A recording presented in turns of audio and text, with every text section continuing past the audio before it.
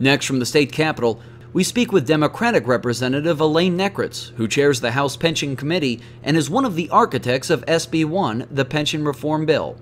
Representative Nekritz explains why she thinks this bill is vital to save the financial future of the state and the state's pension systems. Representative Elaine Nekritz, thanks for joining us again on the Illinois Channel. And one of the bigger votes, I think, in my career covering Illinois state politics here for nearly 20 years just happened. SB 1, the pension reform bill, and it's while ostensibly the speaker was his bill, you and others, Dan Biss notably, have worked hard to put this together, and I think really gave birth to this. So congratulations, number one. It does feel a little bit like that for sure. What are your thoughts overall, first of all, on the passage, and we'll get into some of the details of the bill?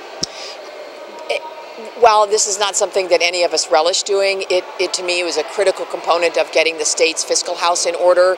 We still have a lot more work to do, but this will allow us to, I think, move forward and be able to better balance the funding we have, the limited resources we have among competing priorities.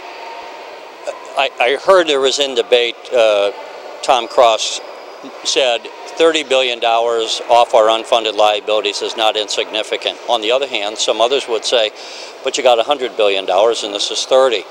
What do we do about the other 70 billion plus? We have to have the discipline to pay it, but I believe what this bill does is set up a funding schedule that allows us to do that without the increases in the pension payment outpacing our increase in revenues. And we've done all these projections with the pension systems, with the Commission on Government Forecasting and Accountability, and looked at all these numbers, and based on actuarial science, I think we can do that. I think one of the problems with the 1995 law that everyone also touted as a solution is that it was not based on actuarial science and actuarially sound practices. Our bill actually is, and so that gives me a much greater level of comfort that what we've put forward really is a solution.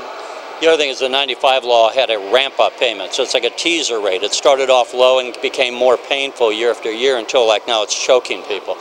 How will the payments be here? Is this a flatline payment? It is not a level payment, but it's a payment based on actuarial science, so it will fluctuate based on investment returns and actuarial assumptions and those kinds of things. But it doesn't have any of those built-in spikes that the 1995 did. This will just simply be based on regular kind of adjustments. There are lots of other states that actually make these kinds of payments on a regular basis. Some are statutorily required to, some are constitutionally required to. If they can do it, we can do it too. We just needed to get to a point where we can actually afford the payment that we have, and I think that this bill will do that. The vote was 62-51. Was that about what you expected, or weaker or stronger? I didn't frankly know what to expect because this has been something that that's been really, really difficult to get to 60 on. We did have a couple of members that I know were yeses that were missing on the Republican side of the aisle because of unforeseen family obligations. But so I didn't quite know what to expect. Would I have loved it to be 118? Yes. Now, when you ran, how long have you been in the House now? I'm in my 11th year. I don't imagine that you went out championing pension reform. Somewhere along the line, how did you take this baby on, as you will? Because it's an extremely complex issue for those who, I think everyone would understand that. Yeah. A lot of math, a lot of presumptions, and not to mention it's probably maybe the most complex politically. So just how did you come to realize this was the problem that it was and that you took ownership of it? I have to give credit to a predecessor in the Illinois Senate, actually Senator Schoenberg. I worked in his district office before I was elected. He was very concerned about this issue, so I came into the House understanding that this was something that was very, very difficult and a very challenging issue that at some point we were going to have to face. So when it got to the crisis point a few years ago, I said, well, I'm willing to. I have a foundation of knowledge. This is something that we have to have some leadership on, and I wanted to help provide. I wanted to help be part of the solution and not kick the can down the road anymore. People have called it the NBC bill, or Nekritz, Cross, and Biss. Yeah. I put it out of order, but two Democrats and the House Republican leader. How well did you work together, and how was that? How much of what came out was that collaborative effort? When we knew we could not pass this entirely with Democratic votes, that just was not going to, that was politically not possible. And I don't blame Leader Cross when two rank and file members come to you and say, here, we have a solution, we'd like you to get on board, rather than the speaker coming and doing that. You know, that was a little bit of a challenge to get him to feel comfortable that this was a real solution and politically feasible. Once we got over that hurdle, Leader Cross was in with both feet. We worked very well together, and there was a lot of back and forth and accommodation and compromise, which is not a bad word. Well, we'll see what happens in the Senate. Exactly. Congratulations Thanks, again. Terry, I appreciate it. All right, thank you. The Illinois Channel's coverage of legislative issues is underwritten in part by AARP Illinois.